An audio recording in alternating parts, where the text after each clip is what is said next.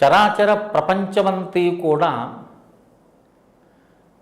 అన్నం మీదనే ఆధారపడి ఉంది. ప్రతి వ్యక్తి యొక్క అన్వేషణ ఆహార సేకరణే. అంటే ఆహారాన్ని సంపాదించే దానికోసంగానే మానవుడు ప్రయత్నమంతా కొనసాగుతూ ఉంటుంది.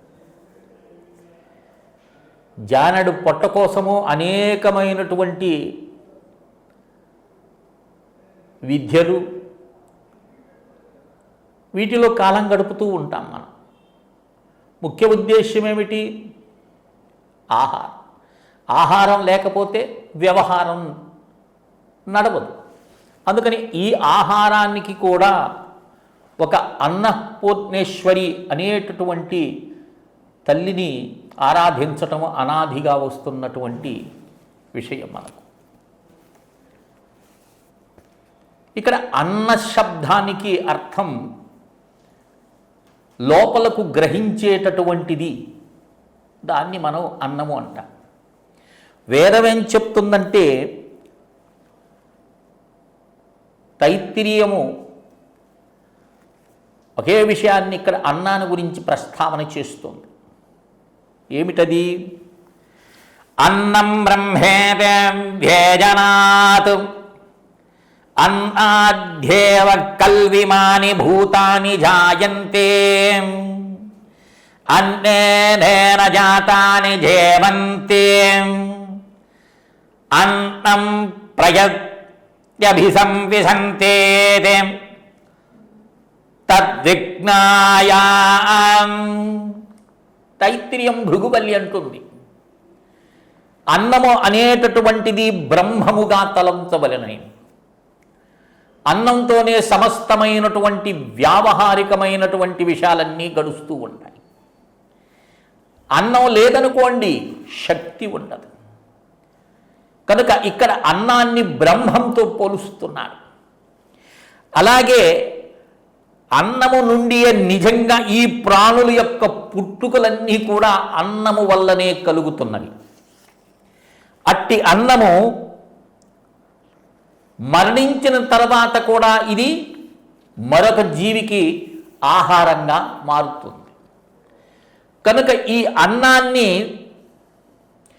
అన్నం బహుకుర్వీత అన్నారు. అంటే అన్నమును ఎక్కువగా సంపాదించాలన్నారు. మనం సంపాదించేదంతా కూడా చూడండి, కేవలము మన పొట్ట చూసుకుంటే చాలదు. అందరి కోసంగా మనం పాకులాడాలి. అందరికీ అన్నాన్ని సమకూర్చాలి. అందరికీ అన్నాన్ని సమకూర్చడం అంటే అందరికీ తృప్తి కలిగే విధంగా మనం ప్రయత్నం చేయాలని వేదం చెప్తుంది. అలాగే తద్వ్రతం అన్నారు.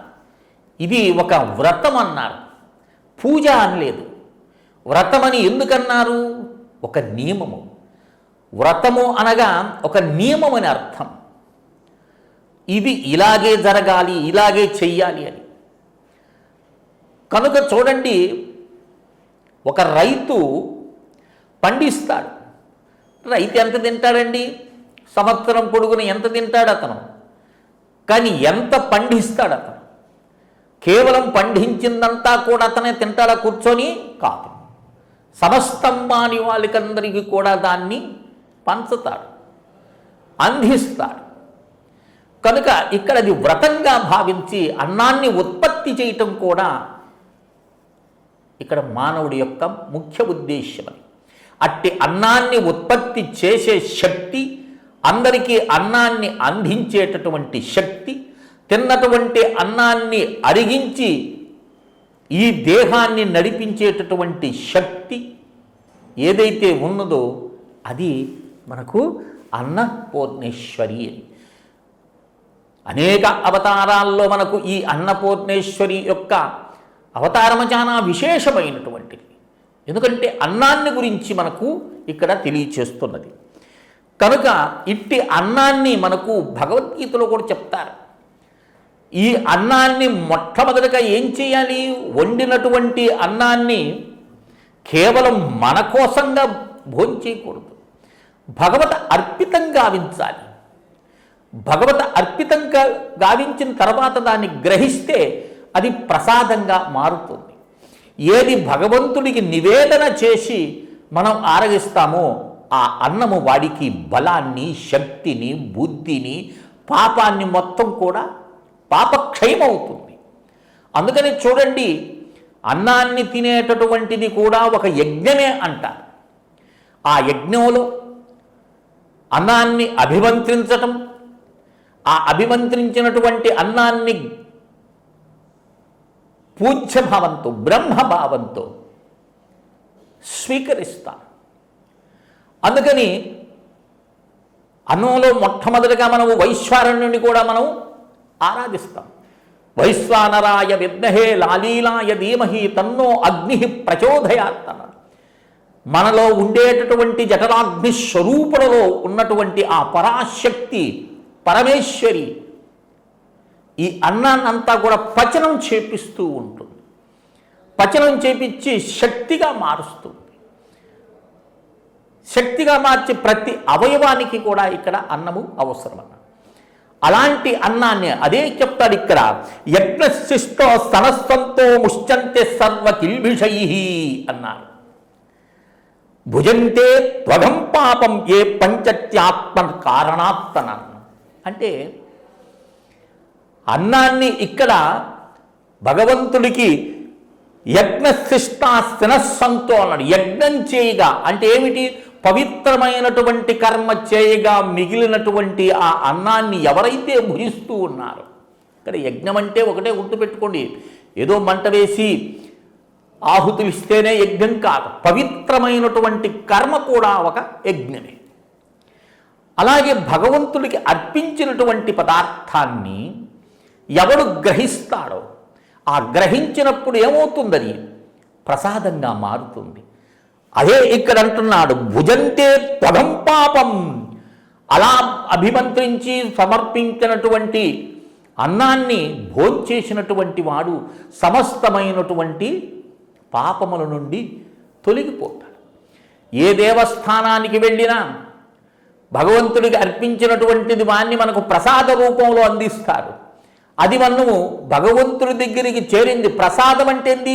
స్వామి యొక్క అక్కడ కూర్చొని స్వామి ఆరాధిస్తారని కాదు, ఆయన యొక్క తీక్షణమైనటువంటి ప్రాణ ప్రతిష్ఠ చేయబడినటువంటి విగ్రహం నుండి వచ్చినటువంటి ఆ తేజస్సు కాంతి అది ప్రసరణ జరుగుతుంది ప్రసాదం మీద. అప్పుడు అది ప్రసాదం అవుతుంది. మామూలుగా ఇది సాధమేది.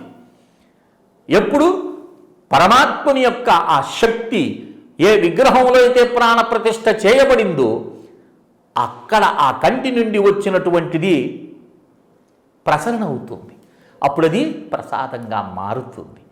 అందుకనే అన్నాన్ని అంత పవిత్రమైనటువంటి భావంతో, వ్రతంతో, వ్రతభావంతో, బ్రహ్మభావంతో తీసుకున్నటువంటి వ్యక్తి తమ పాపాలన్నింటినీ కూడా తొలగించుకుంటారు. నేటి కాలంలో అన్నానికి మనం ఎంత విలువనిస్తామో మనకు తెలుసు. చూస్తే బాధేస్తుంది. పూర్వము అడిగి అడిగి వడ్డించేటటువంటి వారు బంతుల్లో కూర్చోబెట్టి వారికి తృప్తిగా భోజనాన్ని అందించేవాళ్ళు. వాళ్ళు ఎంతో శ్రద్ధాభక్తులతో ఎందుకు వడ్డించేటటువంటి వారు వారి బంధువో, వారి స్నేహితుడో, ఇలా బంధంతో కూడుకున్నటువంటి భోజనాలు జరిగాయి. నేటి కాలంలో అవి కరువైపోయినాయి. అందరూ కూడా వడ్డించేటటువంటి వాడు ఎవడో తెలియదు, వాడికి ఇంత వేయాలంటారు. కానీ భోంచేసేటటువంటి వారు కేవలం పూర్తిగా ప్లేట్ నిండా తీసుకొని ఆ అన్నాన్ని ఎంత వ్యర్థం చేస్తున్నారో, అలాంటి అన్నాన్ని వ్యర్థం చేసినటువంటి వారు లక్షలు ఖర్చు పెట్టి అన్నపూర్ణేశ్వరీదేవి యొక్క అలంకారం చేసి పూజిస్తే ఆమె సంతోషిస్తుందా? ఒక్క గింజ ఉత్పత్తి కావటానికి ఎంత శక్తి కావాలి? ఒక్క గింజ మానవుడి నోట్లోకి వెళ్ళటానికి ఎంత పరిశ్రమతో కూడుకున్నటువంటి విధంగా అది నోట్లోకి చేరుతుంది. అలాంటి పవిత్రమైనటువంటి అన్నాన్ని ఏ అన్నం కోసంగా తపిస్తున్నారో అలాంటి అన్నాన్ని మనం ఎంత విచ్చలవిడిగా పారవేస్తుంటామో మనందరికీ తెలుసు. ప్రత్యేకించి నేను చెప్పనవసరం. వివాహాల మహోత్సవాలకైతేనేమి, మరి ఏ ఇతర కార్యక్రమాలకి వెళ్ళినప్పుడు ఆ భోజన ప్రక్రియను మీకు చూస్తే మీకే అర్థమవుతుంది అన్నాన్ని ఎంత మనం చేస్తున్నాం. కనుక అన్నాద్భవంతి భూతాని పర్జన్యోదన్న సంభవ, యజ్ఞాద్భవతి పర్జన్యో యజ్ఞ కర్మ సముద్భవ అని గీతాచార్యుడు వారంటారు. అన్నం ఎలా ఉత్పత్తి అవుతుంది? అన్నాద్భవంతి భూతాని, సమస్తమైనటువంటి ప్రాణికోటి కల్లటికి కూడా అన్నం అనేటటువంటిది ప్రధానమైనది. అన్నం నుండే అన్నీ కూడా ఉత్పత్తి చెందుతుంది సకల భూతములు. అలాంటి అన్నము ఎక్కడి నుంచి వస్తుంది? పర్జన్యోదన్న సంభవ అన్నాడు. వర్షం వల్ల. ఆ వర్షం ఎక్కడి నుంచి వస్తుంది? యజ్ఞం వల్ల. ఆ యజ్ఞం ఎక్కడి నుంచి వస్తుంది? కర్మ వల్ల. కనుక అంత పవిత్రమైనటువంటి అన్నపూర్ణేశ్వరుని ఇక్కడ అన్నంగా మనం స్వీకరించాలి. కనుక అలాంటి అన్నాన్ని ఇక్కడ మనం అన్నం అనేటటువంటిది పూర్ణం. అన్నం పూర్ణం యస్యాస్య అన్నపూర్ణ, అన్నేన పూర్ణం అన్నమేవ పూర్ణ అని ఇక్కడ మనకు ఉపనిషత్తు చెప్తుంది. అంటే అన్నము సమృద్ధిగా కలిగినది, అన్నాన్ని అందరికీ పంచిపెట్టేటటువంటిది, అన్నమే తన యొక్క స్వరూపంగా భావించాలి. మీకు అన్నపూర్ణాష్టకం అని చదువుతుంటారు. ఎంత అద్భుతమైనటువంటి అష్టకం అంటే ఇది. అలాగే తస్మాద్వా ఏతస్మాదాత్మనః ఆకాశ సంభూత ఆకాశద్వాయు వాయోరగ్ని అగ్నిరాపః అదభ్య పృథివీ పృథివ్యౌషధయ ఓషధీభ్యోన్నం అన్నాత్ పురుష అని వేదం చెప్తుంది మనకు. అంటే ఈ అన్నం యొక్క ఉత్పత్తి చూడండి ఎక్కడి నుంచి వస్తుందో. ఈ చరాచర ప్రపంచమంతయో కూడా బ్రహ్మమయము, ఆత్మ అన్నాడు. ఆత్మాద్ ఆకాశ అన్నాడు. అక్కడి నుంచి ఆకాశము అనేటటువంటిది ఉత్పత్తి అయింది. ఇక్కడ ఆకాశము అంటే ఏమిటి? అవకాశకృతేన ఇతి ఆకాశ అన్నారు. ఒక వస్తువుకి అవకాశాన్ని ఇచ్చేటటువంటి దాన్ని ఆకాశం అంటారు. అన్యమతస్థులు ఇతరులు వారు చెప్పేటప్పుడు ఆకాశము అనేటటువంటిది తెరవబడింది, ఆకాశం అనేటటువంటిది అనగానే వాడి పైకి చూస్తాడు. ఆకాశం అనేటటువంటిది ఏమిటి? రెండు బిందువుల మధ్య ఉండేటటువంటి దూరాన్ని మనం కాలం అంటాం. ఆ కాలం దేని మీద ఆధారపడి ఉన్నది? ఆకాశం మీద ఆధారపడి ఉన్నది. ఒక వస్తువును ఉంచాలంటే ఏం కావాలి? స్పేస్ కావాలి. స్పేస్ అనేటటువంటిది లేనప్పుడు ఆబ్జెక్ట్ అందులో ఉండటం కష్టం అవుతుంది. అక్కడ ఆకాశం అంటే మొత్తం వ్యాప్తి చెందినటువంటిది. ఇది ఇక్కడ ఉందని కానీ అక్కడ ఉందని కానీ చెప్పేదని కాదు. పూర్తిగా శూన్యం అనేదానికి కూడా ఆస్కారం లేదు. శూన్యం అంటుంటారు. శూన్యం అంటే ఏమిటి? మరొక వస్తువుకు అవకాశం ఇవ్వనేనటువంటి దాన్ని శూన్యం అంటారు. ఇక్కడ శూన్యం అంటే ఏమిటి? ఏమీ లేదని. కానీ ఏమీ లేదని అనుకోవటం మనం వెర్రి. ఆకాశం అనేటటువంటిది ప్రతి పదార్థానికి నీరు, గాలి, నిప్పు సమస్తమైనటువంటి వాటికి అవకాశాన్ని ఇస్తుంది. దాన్ని మనం ఆకాశం అంటాం. అర్థమవుతుంది? అవకాశ కృతేన ఇతి ఆకాశ. ఒక వస్తువుకు అవకాశాన్ని ఇచ్చేటటువంటి దాన్ని ఆకాశంగా భావించాలి. అలాంటి ఆకాశంలో నుంచి ఏమొచ్చింది? వాయువు అన్నారు. ఆ వాయువులో నుంచి ఏమొచ్చింది? అగ్ని. అగ్నిర్ ఆపహ నీరు. అదాభ్య పృథివీ పృథివీ పృథివ్యో ఔషధయ ఔషధభ్యో అన్నం. ఆ ఔషధలో నుంచి వచ్చినటువంటి అన్నాన్ని మనకు అందించేటటువంటి ఆ పరాశక్తి పరమేశ్వరి అన్నపూర్ణేశ్వరిని మనం ఆ అలంకారం చూచినప్పుడు తల్లి, ఈ చరాచర ప్రపంచానికి అన్నాన్ని అందించి మాకు బలాన్ని, ఐశ్వర్యాన్ని, బుద్ధిని, సమస్తాన్ని ప్రసాదించేటటువంటి జగన్మాత అన్నపూర్ణేశ్వరి అనే భావంతో మనం ఆ తల్లిని ఆరాధించాలి. అన్నపూర్ణేశ్వరి అనేటటువంటి అన్నం నింధ్యాత్. అన్నపూర్ణేశ్వరి దేవి యొక్క స్వరూపము అన్నం కనుక ఆ అన్నాన్ని నిందించరాదు. అన్నాన్ని ఎప్పుడు కూడా నిందించరాదు. నీ జఠరాగ్ని చల్లార్చేటటువంటి దివ్యమైనటువంటి ఔషధం. ఆకలితో ఉన్నాం. ఆ ఆకలితో ఉన్నప్పుడు ఏమవుతుంది? ఏది పెట్టినా నీకు అమృతంగా అనిపిస్తుంది. ఆకలి లేని వాడికి ఎన్ని పెట్టి ఏం ప్రయోజనం? అలా ఆకలితో ఉండేటటువంటి వాడికి అన్నాన్ని ఎంత ప్రేమగా, ఎంత ఆతృతగా, ఎంత భక్తి భావంతో వాడు భోంచేస్తాడు. కనుక ఎప్పటికీ కూడా అన్నాన్ని నిందించకూడదు. ఉన్నటువంటి అన్నాన్ని కొంతమంది చూడండి నసుకుతుంటారు. దీంట్లో అది లేదు, దీంట్లో ఇది లేదు, అది లేదు అని. అలా చేయకూడదు. అన్నాన్ని పవిత్రమైనటువంటి భావంతో స్వీకరించాలి. చూడండి, అన్నంకి 3 స్వరూపాలు ఉంటాయి. వినటం, కనటం, తినటం. ఈ 3తో కూడుకొని ఉంటుంది. మొట్టమొదటిగా ఏం చెప్తాం ఇంట్లోకి రాగానే?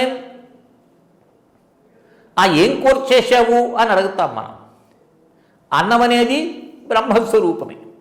ఇక్కడ మనం ఏం చేస్తాం? రసో వై విష్ణు అంటారు. రసము విష్ణు స్వరూపం. ఏం కూర అని అడుగుతాం. వంకాయ చేశాడండి అని అనుకో. మొట్టమొదటిగా ఏమన్నావు నువ్వు? వినటమైంది. విన్న తర్వాత ఆహా ఈరోజు బ్రహ్మాండమైనటువంటి కూరండి అనుకుంటాం. కనటం. అప్పుడు ఏం చేస్తావు? ఆమె ఆ పాత్రలో తీసుకొని వస్తుంది, దాన్ని చూస్తాం. ఆ చూసినటువంటి విధానం ఎలా ఉంటుంది? ఆమె అందంగా వాటిని అలంకరించడం అంటే ఏమిటి? దాన్ని శుభ్రమైనటువంటి ఆ గిన్నెలో తీసుకొస్తుంది. ఆ చూచినప్పుడు రెడ్డిష్గా ఆ లుక్ వేరుగా ఉంటుంది. అప్పుడు ఏముంటుంది? చూస్తావు, దాన్ని చూసి సగం తృప్తి చెందుతావు. కనటమైంది, వినటమైంది, ఇకేముంది తర్వాత? తినటం.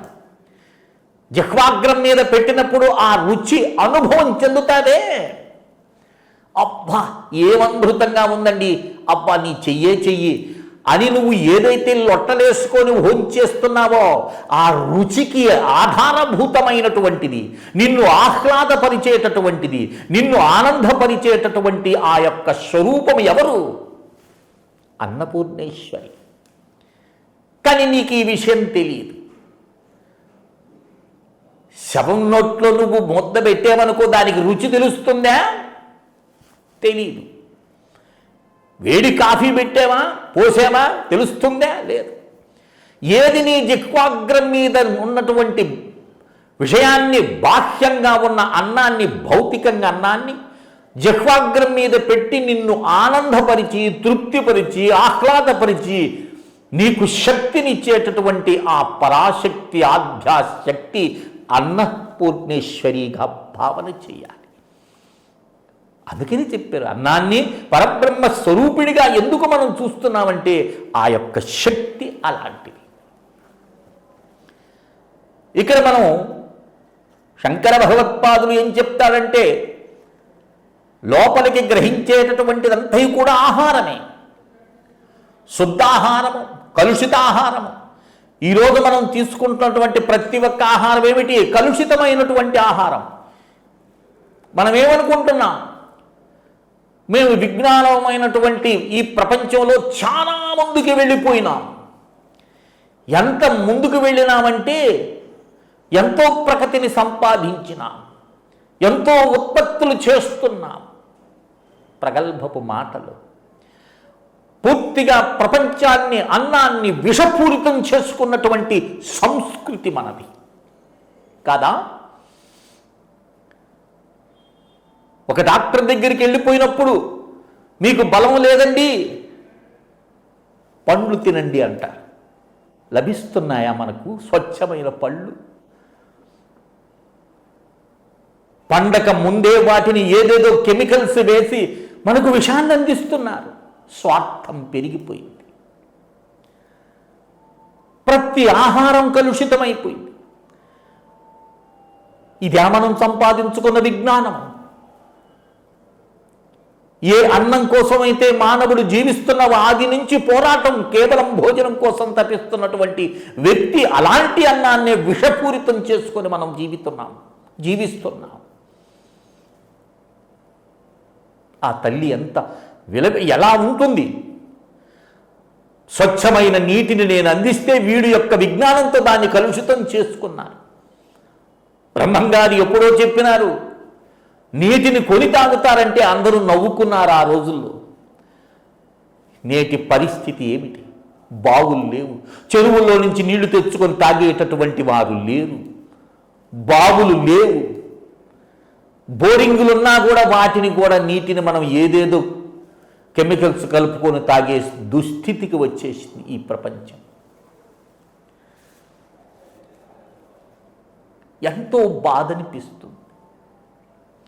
అందుకని మనకు కేవలము ఆహారము ఒక్కటి భోజనమే అనుకుంటే పొరపాటు, లోపలికి గ్రహించేటటువంటిది. అందుకనే భద్రం కన్నేభిః శృణుయామ దేవాః భద్రం పశ్యేమాక్ష దివ్యజత్రాః స్తరైరంగైస్తుష్టభాగుంగస్తనూభిః పశ్యేమ దేవహితం యదాయుః స్వస్తి నః వృద్ధస్రవాః స్వస్తి నః పూషా విశ్వవేదాః స్వస్తి నస్తాక్షరిష్టన్యేభిః స్వస్తి నో బృహస్పతిర్దదాతు అని మనకు శాంతి పాఠం చెప్తుంది. ఇక్కడ చెవి, ముక్కు, కన్ను, ఈ జ్ఞానేంద్రియాలు ఏదైతే ఉన్నాయో ఇవన్నీ కూడా అన్నాన్ని గ్రహిస్తాయి. చెవి ఏం చేస్తుంది? మంచిని గ్రహిస్తుంది. మంచి శ్రవణానందం కలిగేటటువంటి విషయాలు వినాలనేటువంటి కుతూహల దానికి ఉంటుంది.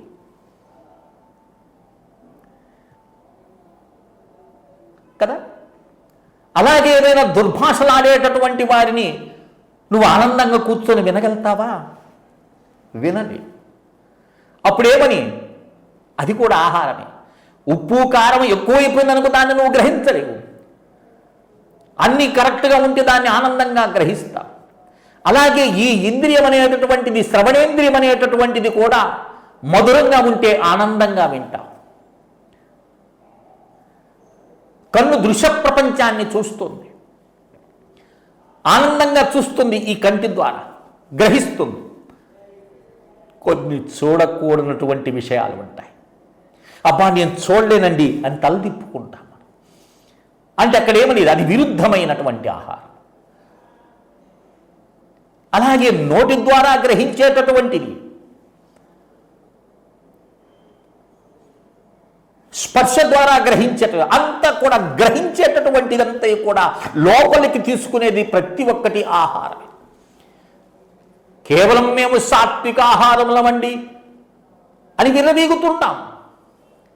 సాత్విక ఆహారానికి అర్థం ఏమిటి? శుద్ధమైనటువంటిది, సాత్వికమైనటువంటిది, కేవలము జిహ్వ ద్వారా గ్రహించేటటువంటి దాన్నే నువ్వు స్వచ్ఛమైనది, సాత్వికమైన ఆహారాన్ని, నేను సాత్వికుడిని, శాకాహారాన్ని చెప్పుకుంటే కుదరదు సుమా.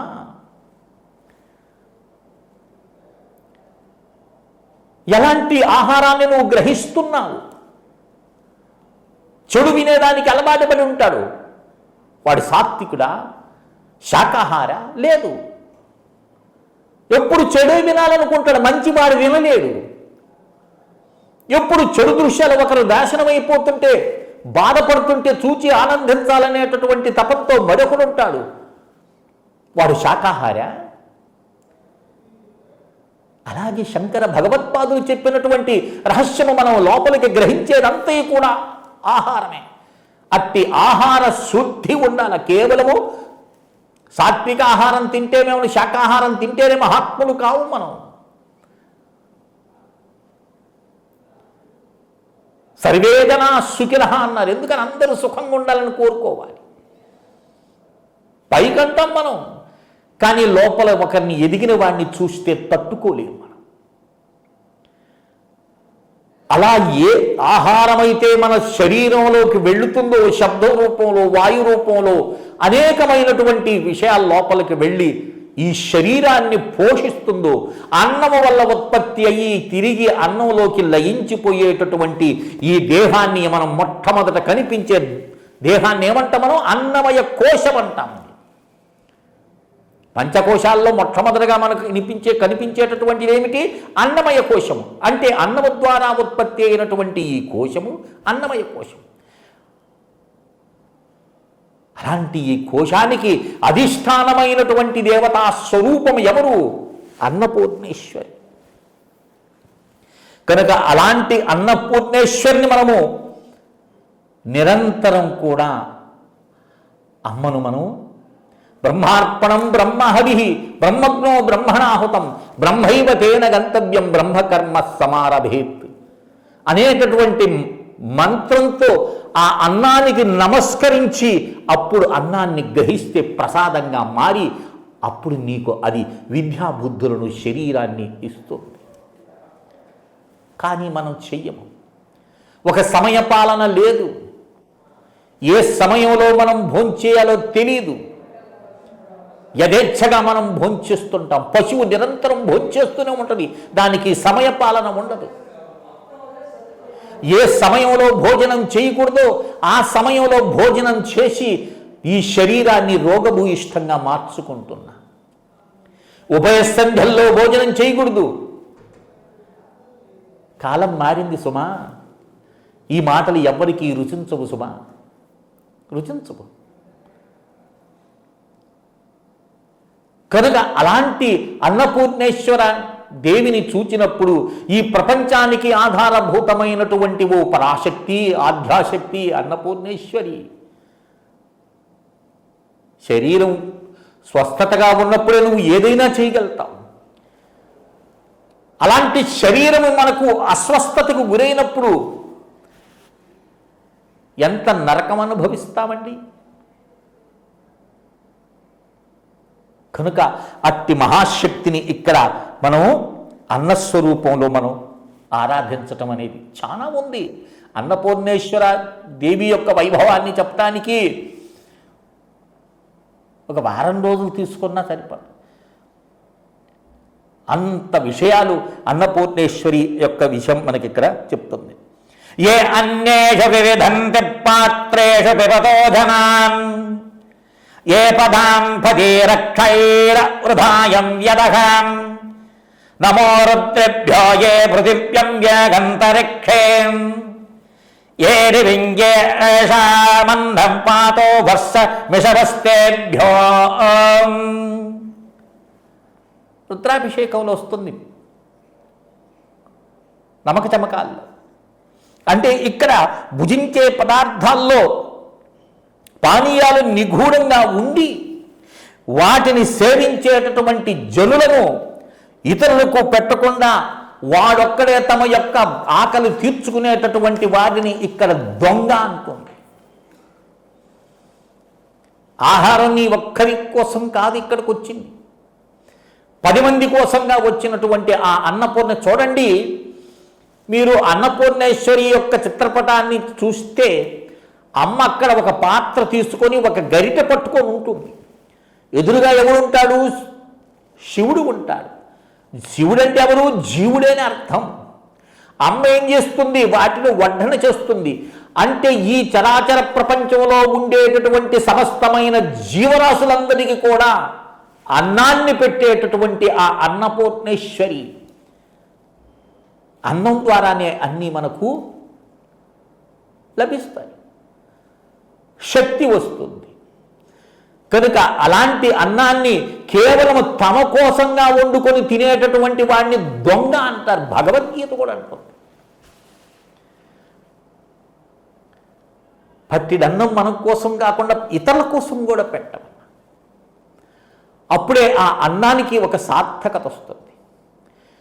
ఇది నువ్వొక్కడవే తింటే కాదు, 10 మందికి పెట్టరా అనేటటువంటి ఉద్దేశంతోనే అన్నపూర్ణేశ్వరి యొక్క చిత్రపటాన్ని మనం చూసినప్పుడు గ్రహించాలి. శివునికి పెడుతుంది. ఆ శివుడు ఎవరు? సాక్షాత్తు జీవస్వరువు, జీవుడే శివుడు కదా. అందుకని ఆ అన్నపూర్ణేశ్వరి దేవి యొక్క అలంకారాన్ని చూచి ఏదో నమస్కారం చేసుకొని ఏదో ఒక ప్రదక్షిణాలు చేసుకొని రావటం కాదు సుమా. ఆ తల్లిని మనస వాచ కర్మణ, తల్లి ఏ అన్నం తిని నేను ఇంత వాడినైనాను దానికి కారణభూతురాలైనటువంటి ఓ జనని జగన్మాత నీకు నమస్కరిస్తున్నా. ఆహారం వలనే నాకు స్వస్థతను ప్రసాదించు తల్లి. ఏ ఆహారం గ్రహించిన తర్వాత నేను ఈ దేహం నాకు స్వస్థతగా ఉంటుందో అట్టి ఆహారాన్ని నాకు అందించు తల్లి. కలుషితమైనటువంటి ఆహారాన్ని భుజించి నా మనసును బుద్ధిని సమస్తాన్ని కలుషితం చేసుకొని బ్రతుకుతున్నాను తల్లి. జగన్మాత, పరమేశ్వరి, అన్నపూర్ణేశ్వరి అనే మాటికే ఆ తల్లిని నువ్వు ప్రాధేయపడాలి.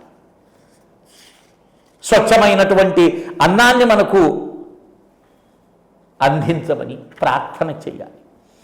కనుక ఇలాంటి అన్నపూర్ణేశ్వరి యొక్క అలంకారణ దర్శించేటటువంటి వారు, లేదా కనీసము ఒక మాలనైనా ఈ నవరాత్రుల్లో, నేను ముంటే చెప్పాను, దేవాలయం యొక్క సంప్రదాయాల ప్రకారంగా వారు ఒక్కొక్క దేవతా స్వరూపాన్ని ఆరాధన చేస్తుంటారు. కనుక నువ్వు చేయాల్సిందంట ఏమిటి? ఏ స్వరూపాన్ని కొలిచినా సరే ఈ నవరాత్రుల్లో ఏదో ఒక సందర్భంగా ఒక రోజుని ఆ అన్నపూర్ణేశ్వరిని యొక్క మహిమను తెలిపేటటువంటి ఒక అద్భుతమైన మంత్రం చెప్తాను. కనీసం ఒక 108 సార్లు అయినా జపం చేయండి. ఓం ఐం హ్రీం శ్రీం అన్నపూర్ణేశ్వర్యై నమః. ఈ దివ్యమంత్రాన్ని జపం చేసి అందరూ కూడా ఆ అన్నపూర్ణేశ్వరికి కృపకు పాత్రవుతారని ఆశిస్తూ మరొక దేవతా విశేషాన్ని మరొక వీడియోలో తెలుసుకునే ప్రయత్నం చేస్తాం. అంతవరకు అందరూ కూడా ఆ దేవి కరుణా కటాక్షానికి పాత్రలో వర్ధిల్లుతారని ఆశిస్తూ శ్రీ విద్యోపాసకులు శ్రీ మండే లక్ష్మీ నరసింహారావు. లోకా సమస్తా సుఖినో భవంతు. ఓం తత్సత్, ఓం తత్సత్, ఓం తత్సత్.